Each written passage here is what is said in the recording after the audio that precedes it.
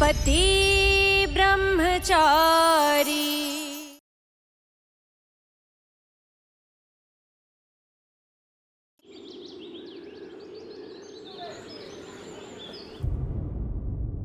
సరే సరే ఆ డబ్బా ఇటివు. వీడుకోలకు పంపించే సామాన్లో ఏవి వదిలిపోకూడదు. ఇటివు. అదేంటంటే ఇక్కడ ఒక అలవాటు ఉంది. ఎవరైనా ఇంట్లోంచి బయటికి వెళ్ళినప్పుడు వాళ్ళని ఉట్టి చేతులతో పంపరు. అది మా చుట్టాలైనా సరే, ఒకవేళ బయటోళ్ళైనా సరే. మేము ఒప్పుకుంటున్నాం, మా ఇల్లు చిన్నదే, మా కుటుంబం చిన్నదే, కానీ మా మనసు చిన్నది కాదు. అతిదేంటి నా బొందా? నిస్సహాయరాలని భావించి ఈ మహారాణి గారిని ఎన్ని రోజులు ఇంట్లో ఉంచుకోవాలో ఉంచుకున్నావు. ఆడుకో, నీ ఇష్టం వచ్చినట్టు నాటకాలాడు, చూద్దాం. బింద్యా సూరజ్ పెళ్లి చూసుకుని లడ్లు తిని ఈ సామాన్లన్నీ సర్దుకొని ఇక్కడి నుంచి చెక్కేయడమే. మళ్ళీ జీవితంలో నీ ముఖం నాకు చూపించుకో. ఈషా, ఇటు చూడు, నీకు నాకు ఎటువంటి విరోధం లేదు. నీకు అర్థమయ్యేలా చెప్తాను విను. ఇది నిజమైన జీవితం. ఇది దేవతల కథేం కాదు. అంటే ఒక రాజకుమారి ఒక రౌడీని పెళ్లి చేసుకుంటుంది, ఇంకా వాణ్ణి మంచోన్ని చేసి కాపురం చేసుకుంటుంది. కానీ అలా జరగదు. నిజం జీవితంలో మనం అందరితోనూ జీవించాలి. అంటే నేను సూరజ్ లాగా. ఇంకా ఈ చోటు నీ సొంతం కాదు, సూరజ్ కూడా సొంతం కాదు.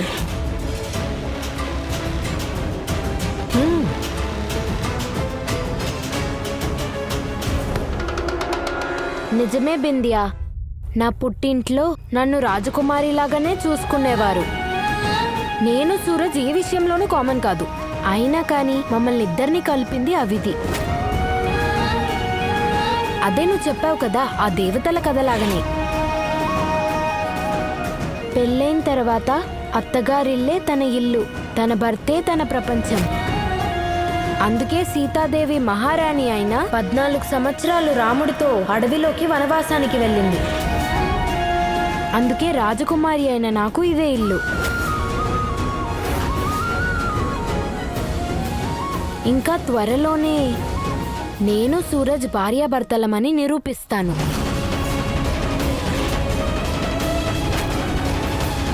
ఒకవేళ నువ్వు ఈ సామాన్లన్నీ తీసుకొని ఇంటి నుంచి వెళ్లాల్సి ఉంటుంది.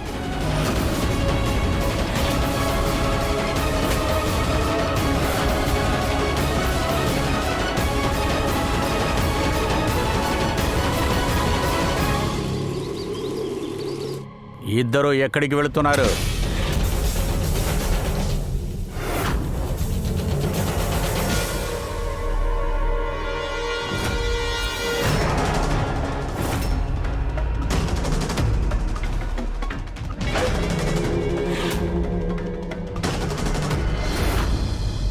మిమ్మల్ని అడుగుతున్నాను, బిత్తర ముఖం వేసుకొని ఉన్నారేంటి?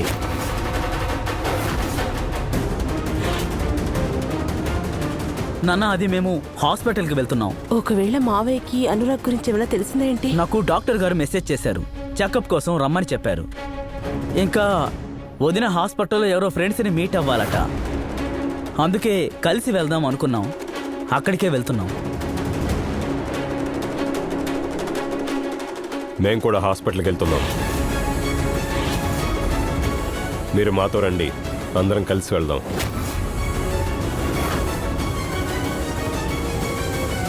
ఒకవేళ అన్నయ్య నాన్న మాతో పాటు హాస్పిటల్కి వస్తే మేము ఎందుకు హాస్పిటల్కి వెళ్తున్నామన్న విషయం వీళ్ళిద్దరికీ తెలిసిపోతుంది. ఎందుకు బాగా ఆలోచిస్తున్నారు? పదండి.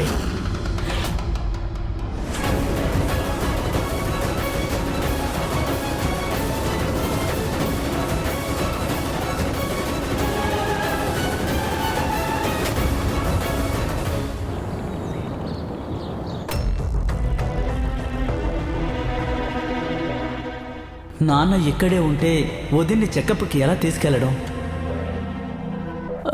నాన్న, మీరెందుకు హాస్పిటల్కి వచ్చారు? అదేమీ లేదు, నాన్న పాలిటిక్స్లో చేరబోతున్నాడు. మనం పబ్లిక్లో తెలియాలంటే దానికి తగ్గట్టు మనం కూడా పని చేయాలి. అదేంటంటే నా రాజకీయ ప్రచారాని కోసం ఈ హాస్పిటల్కి డొనేషన్ ఇద్దామని వచ్చాను. సూపర్ ప్లాన్ నాన్న. మీరు వెళ్ళి మీ పని చూసుకోండి, నేను వెళ్ళి చెకప్ చేయించుకొస్తాను. వదిన కూడా వాళ్ళ ఫ్రెండ్స్ని కలిసి వస్తుంది. సరే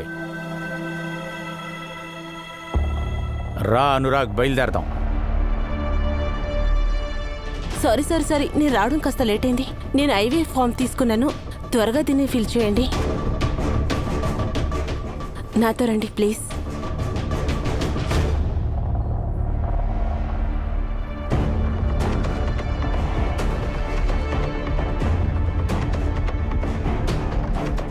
మావయ్యకి అనురాగ్కి నేను ఐవీఎఫ్ రూమ్లోకి వచ్చానని తెలిసిందంటే పెద్ద సమస్య అవుతుంది. మేడం, నేను డాక్టర్తో మాట్లాడాను. ఒకే ఒక ఫామ్ని ఫిలప్ చేస్తే వాళ్ళు లోపలికి పిలుస్తారు. కానీ మనల్ని ఎవరు చూడకూడదు. కానీ నాకు మనసు దడదడగా అనిపిస్తోంది. అనురాగు మావయ్య ఈ హాస్పిటల్కి వచ్చారు, నాకేం చేయాలో తోచలేదు.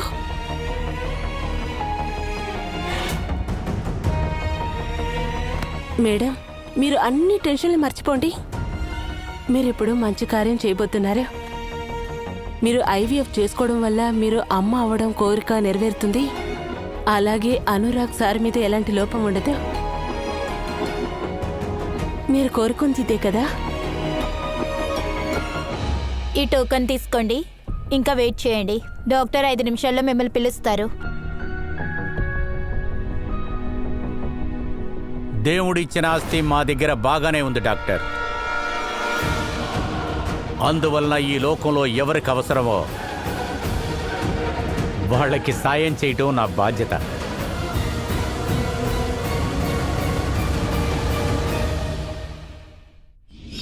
ఎందుకంటే నేను బింద్యాని ఆషాఢ మాసం అయిపోయిన వెంటనే పెళ్లి చేసుకోబోతున్నాను. నాకు పెళ్లి అయిపోయింది. ఇక నేను మాత్రమే సూరజ్కి భార్యని. నేను నీకు సూరజ్ బింద్యా పెళ్లి వరకు టైం ఇస్తున్నాను. అప్పట్లోపు నిరూపించుకో నువ్వు సూరజ్ భార్యవని. అసలు నాకు సూరజ్కి పెళ్ళైందని ఎలా నిరూపించాలి? మా బంధాన్ని ఎలా కాపాడుకోవాలి? చాలు చాలు చాలు తల్లి, నువ్వు ఇంత టెన్షన్ అవ్వాల్సిన అవసరం లేదు. ఇది తీసుకో, మీ అన్న వదినికి కాల్ చేయి. వాళ్ళు పెళ్లిలో ఉన్నారు కదా, అంతే. ఇంతకన్నా పెద్ద ఆధారం ఇంకేముంది? ఇదిగో తీసుకో తీసుకో, కాల్ చేయి. గులాబ్ సింగ్ గారు, మీరు మా ఐపీఎఫ్ డిపార్ట్మెంట్కి చాలా పెద్ద డొనేషన్ని చేశారు.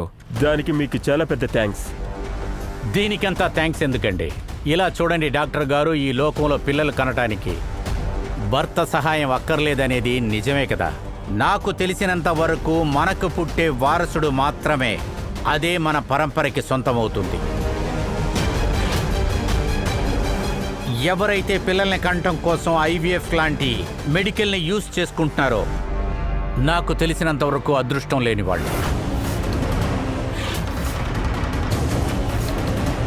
ఒకవేళ నా ఇంట్లో ఎవరైనా ఇలా చేస్తే నాకు తెలిసిన వెంటనే వాళ్ళని నరికి పారేస్తాను.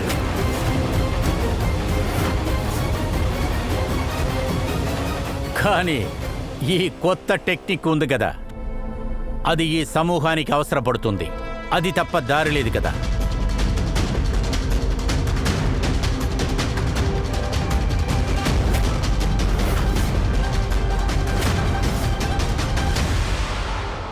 గులాబ్ సింగ్ గారు, ఆ?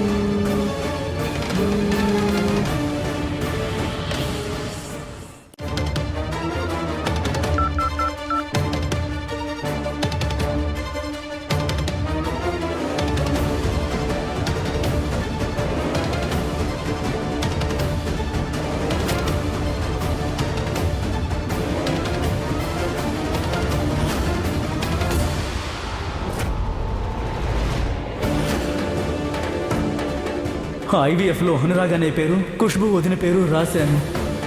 ఒకవేళ అది అన్న చేతికి కానీ నాన్న చేతికి కానీ చేరితే చాలా పెద్ద సమస్య అవుతుంది.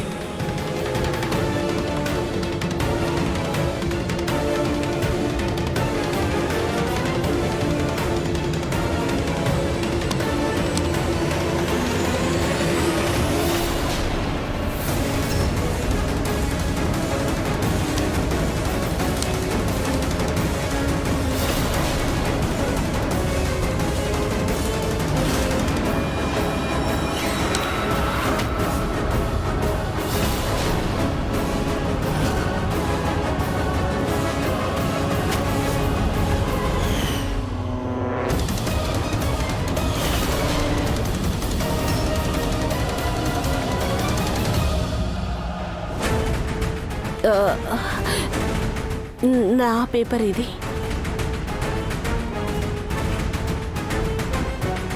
Okay, sorry.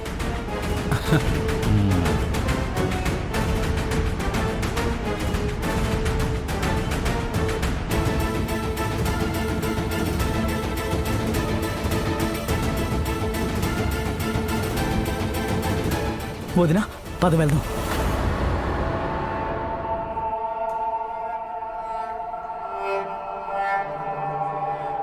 నాన్న, ఈరోజు మీరు ఈ పని చేసి ప్రజల మనసులోనూ పాలిటిక్స్లోనూ చోటు సాధించారు. సుస్థిరమైన స్థానం సాధించారు నాన్న. ఇకపోతే పురుషోత్తం గారు ఒప్పుకుంటే సరిపోతుంది. ఒప్పుకుంటాడు తప్పకుండా. పద.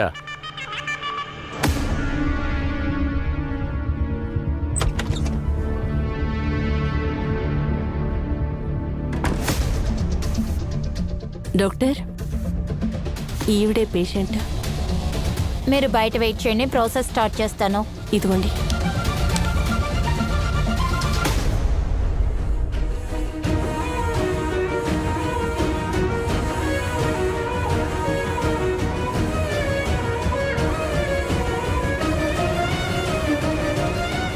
ఏమైంది?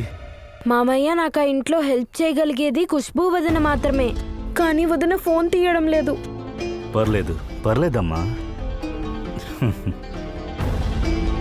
ఇలా చూడు తల్లి, మనకు అన్ని దారులు మూసుకుపోయాయనుకున్నప్పుడు ఆ దేవుడు మన కోసం ఒక దారిని సృష్టిస్తాడమ్మా.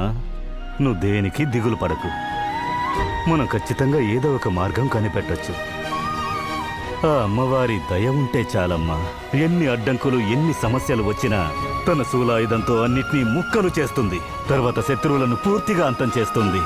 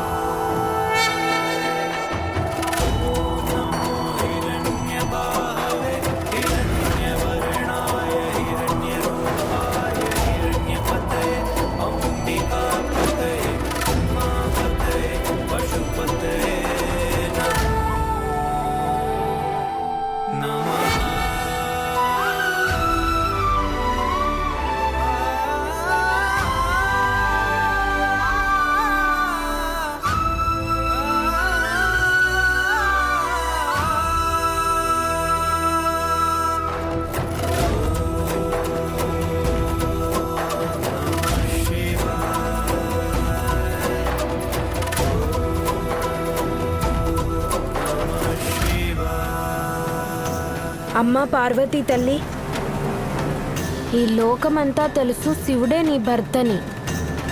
ఎన్నో యుగాలుగా మీరే భార్యాభర్తలని రాసిపెట్టుంది. కానీ నేను సూరజ్ భార్యాభర్తలని ఎక్కడా రాసిలేదు. మా పెళ్ళిని నేను ఎలా నిరూపించాలి? నాకు సహాయం చేయండి. నాకు దారి చూపించండి please.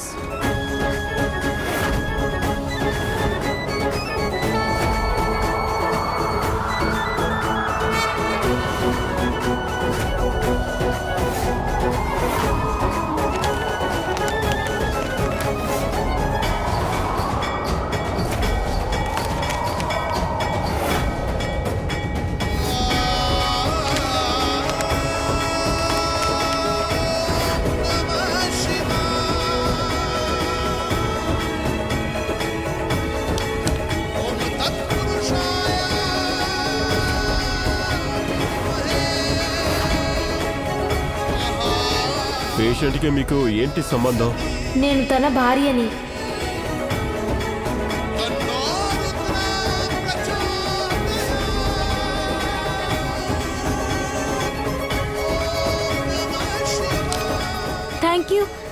Thank you so much Parvati తల్లి. థ్యాంక్ యూ సో మచ్ నాకు దారి చూపించినందుకు. నాకు ఇప్పుడు ఆధారం దొరుకుతుంది, ఖచ్చితంగా దొరుకుతుంది.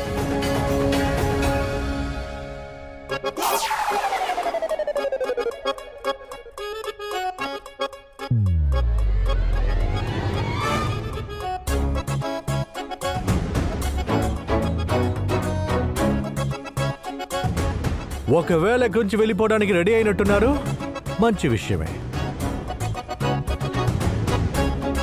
అసలు జరగని కలలు రోజు కంటారేంటి?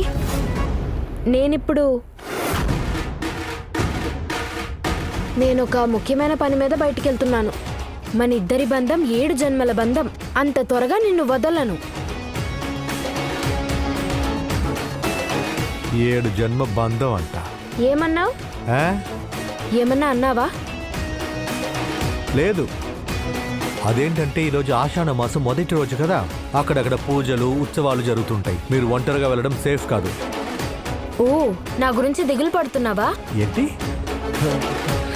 మీ గురించి నాకు ఎలాంటి బాధ లేదు మేడం. మీరు ఎక్కడికి వెళ్ళాలో అక్కడికి వెళ్ళండి, కానీ ప్లీజ్ ఏదో ఒకటి చేసి ఇక్కడి నుంచి వెళ్ళిపోండి. ఆ? అంటే నా గురించి నీకు అవసరం లేదు లేదు. కదా? కానీ నీ మాటలు ఇంకా నీ ఎక్స్ప్రెషన్స్ అస్సలు మ్యాచ్ అవ్వడం లేదు. అదెందుకంటే ఇప్పుడు నాకు నిద్ర వస్తుంది, టైర్డ్గా ఉంది, బాగా నిద్రపోవాలి. అప్పుడే నేను హ్యాపీగా సంతోషంగా ఉంటాను కదా. ఆ తర్వాత నాకు బింద్యాకి పెళ్లి రోజు మొహం చాలా ఫ్రెష్గా ఉంటుంది కదా, గ్లో. నువ్వు బ్రహ్మచారివని చెప్పుకుంటున్నావు, కానీ రెండో పెళ్లికి ఇంత తొందరపడుతున్నావు. ఈ కళ నీకు కలగానే మిగులుతుంది. ఎందుకంటే నేను నీ భార్యగా ఉన్నా, భార్యగానే ఉండబోతున్నా. అరే వెళ్ళేదాన్ని ఆపుతావు ఎందుకు? వెళ్ళని.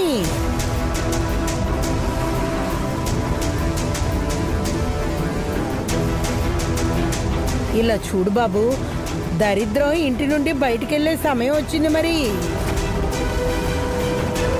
నా కొడుకుకి ఎవరు దిష్టి పెడుతున్నారో వాళ్ళు సర్వనాశనం అయిపోతారు.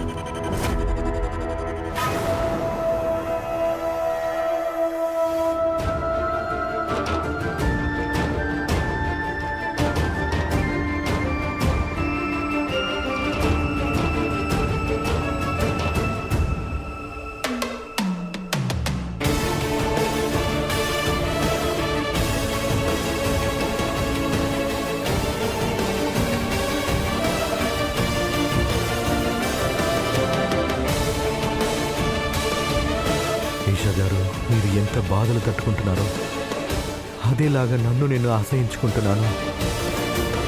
ఇంతకంటే మిమ్మల్ని నేను కష్టపెట్టలేను. ప్లీజ్ ఏదో ఒకటి చేసి మీరు ఇక్కడి నుంచి వెళ్ళిపోండి ప్లీజ్.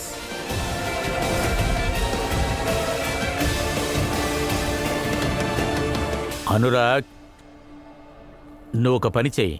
కోడలతో పాటు నువ్వు ఇక్కడే ఉండు. నాన్న, మనం నేరుగా ఇక్కడ నుంచి పురుషోత్తం సార్ని కలవడానికి వెళ్తున్నాం కదా. మరి ఇలా చూడు బాబు, ఇటువంటి సమయాల్లో నువ్వు ఎంతసేపు నీ భార్యతో ఉంటావో అంత బాగా నీ బిడ్డకి నీ గుణాలే వస్తాయి. అర్థమైందా? నేను ఆరవ్ని తీసుకువెళ్తాను. మరి నాన్న, అది నువ్వు ఆరవ్తో చెప్పి నేను రమ్మనని చెప్పు. వెళ్ళావు.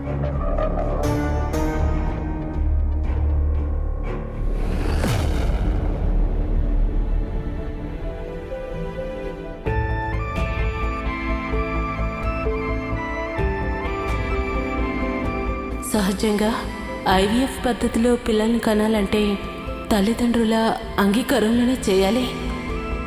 కానీ మీకు దీని గురించి చెప్పే ధైర్యం నాకు లేదు. అందుకు నన్ను క్షమించండి అనురాగ్.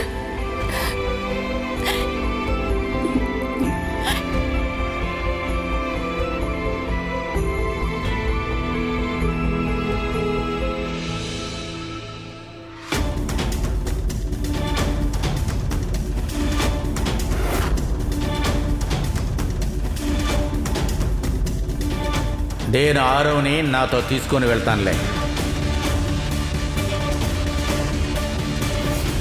ఇక మీద ఈ లెక్కలు అకౌంట్స్ అంతా ఆరో చూసుకుంటాడు.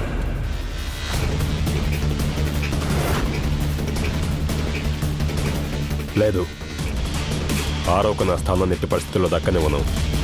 అవకాశమే లేదు.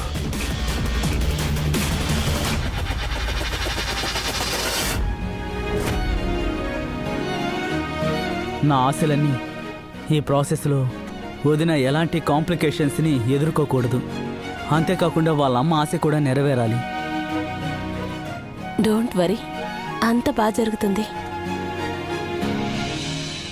ఆఫ్టర్ ఆల్ ఆవిడికి ఆరో లాంటి కేర్ తీసుకునే మరిదిగారు ఉన్నారు కదా. నిజమే ఆరో, మీరు చాలా మంచివాళ్ళ.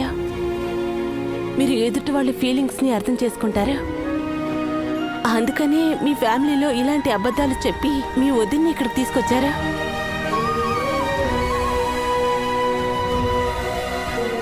ఏ అమ్మాయి మిమ్మల్ని పెళ్లి చేసుకుంటుందో ఆ అమ్మాయి చాలా లక్కీ.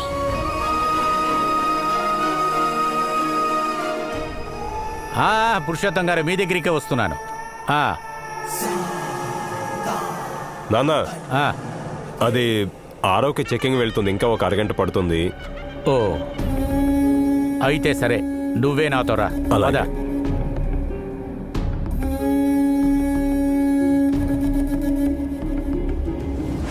ఇన్ని రోజులు మీ పనులని నేనే చూసుకున్నాను నాన్న. మీ తర్వాత మీ స్థానానికి నేను రావాలి. ఉన్న పళంగా ఆరవ నా స్థానాన్ని ఆక్రమించుకోవడాన్ని నేను అస్సలు ఒప్పుకోలేను. నేను ఇప్పుడు పురుషోత్తం గారికి గ్యారంటీగా చెప్పగలను. అదేంటంటే ఈషా మీ ఇంటికి కోడలుగా వస్తుందని. ఎందుకంటే సూరజ్ నేను చెప్పినట్లుగా అన్ని పనులు చేశాడు. అందుకనే ఈషా నా ఇంటికి వచ్చేస్తుందని చెప్పిన వాడిని పెళ్లి చేసుకుంటుంది.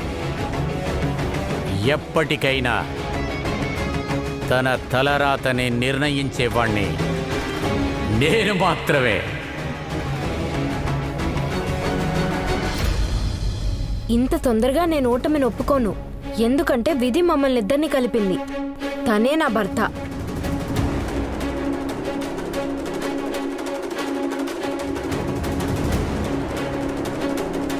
ఎక్స్క్యూజ్ మీ, ఈ హాస్పిటల్లోనే కొన్ని రోజుల క్రితం నా భర్తకి ఆపరేషన్ జరిగింది. సైన్ చేసి ఇచ్చిన కన్సర్న్ ఫామ్ నాకు కావాలి. నేను మీకు డేట్ టైం చెప్తాను. ప్లీజ్. పేషెంట్ పేరు సూరజ్. నేను చెక్ చేసి చెప్తాను.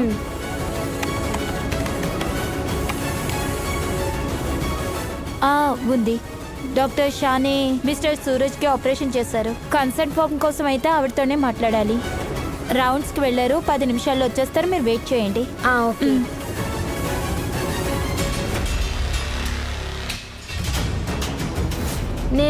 నేను ఒక ముఖ్యమైన పని మీద బయటికి వెళ్తున్నాను.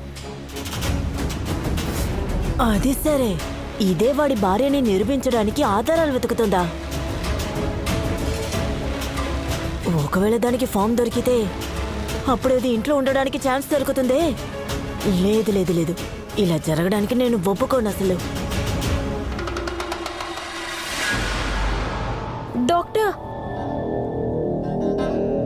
డాక్టర్, కొన్ని రోజుల క్రితం నా భర్తకి మీరు ఆపరేషన్ చేశారు.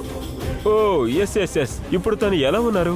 ఆయన బానే ఉన్నారు. కానీ ఆపరేషన్ కి ముందు మీరు నా దగ్గర కన్సర్న్ ఫామ్ లో సైన్ తీసుకున్నారు. నాకు ఆ కన్సర్న్ ఫామ్ కావాలి ప్లీజ్. సారీ మేడం, నేను అది మీకు ఇవ్వలేను. హాస్పిటల్ పాలసీ ప్రకారం నేను మీకు అది ఇవ్వలేను.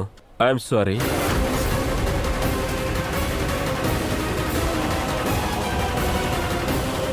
శ్రీకృష్ణ, నేనిప్పుడు ఏం చేయాలి?